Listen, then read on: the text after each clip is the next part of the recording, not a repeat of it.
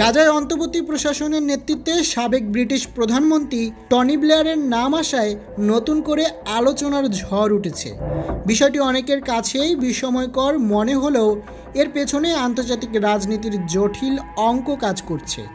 আল জাজিরার বরাতে জানা গেছে, সাম্প্রতিক গাজা যুদ্ধকে ঘিরে ট্রাম্প প্রশাসন 21 দফা প্রস্তাব তৈরি করেছে, যার মধ্যে অন্যতম হল যুদ্ধবিধ্বস্ত গাজায় একটি অন্তর্বর্তী প্রশাসন গঠন। সেই প্রশাসনের সম্ভাব্য প্রধান হিসেবে টনি ব্লেয়ারের নাম উঠে এসেছে।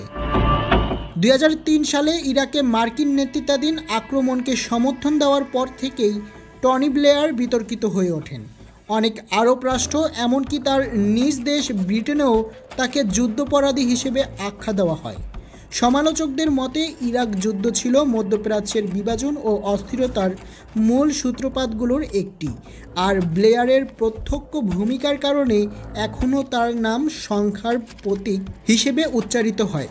ফলে গাজার অন্তর্বর্তী প্রশাসনে তাকে সামনে আনার পরিকল্পনা ইতিবাচক প্রক্রিয়ার চেয়ে নেতিবাচক প্রক্রিয়াই বেশি তৈরি করছে।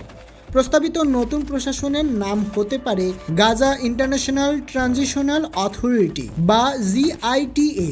এটিতে 25 জনের বেশি সদস্য নিয়ে একটি মন্ত্রিসভা গঠনের কথা রয়েছে।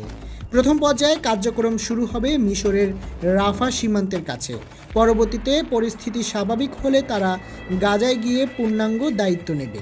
এই পরিকল্পনার নকশা তৈরিতে সক্রিয়ভাবে ভূমিকা রেখেছে ব্লেয়ারের নিজস্ব অলাভজনক প্রতিষ্ঠান Tony Blair institute for global change.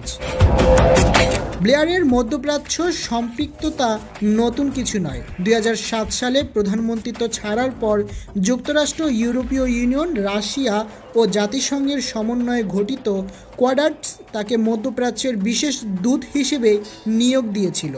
সেই সময়ে তিনি মূলত ফিলিস্তিনের অর্থনৈতিক উন্নয়ন ও দ্বিরাষ্ট্র সমাধানকে কেন্দ্র করে কাজ করেন।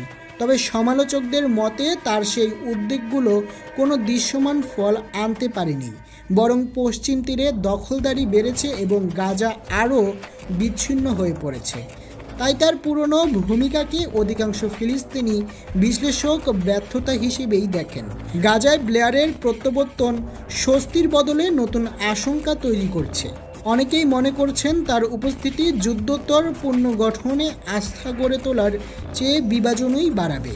একই সঙ্গে ইরাক যুদ্ধের প্রেক্ষাপট সামনে এনে সমালোচকরা বলছেন, যে নেতা মধ্যপ্রাচ্যে অস্থিরতার সূচনা করেছিলেন তাকে আবার নতুন একটি যুদ্ধবিধ্বস্ত ভূখণ্ডের দায়িত্ব দেওয়া কতটা যুক্তিযুক্ত তা নিয়েই প্রশ্ন উঠছে।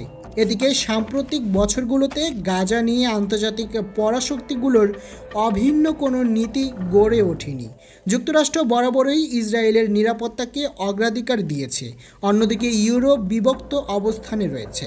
জাতিসংঘের প্রস্তাবগুলোও কার্যকর হয়নি। এমন বাস্তবতায় গাজার জন্য একটি আন্তর্জাতিক অন্তর্বর্তী প্রশাসনের ধারণা নতুন করে আলোচনার জন্ম দিয়েছে।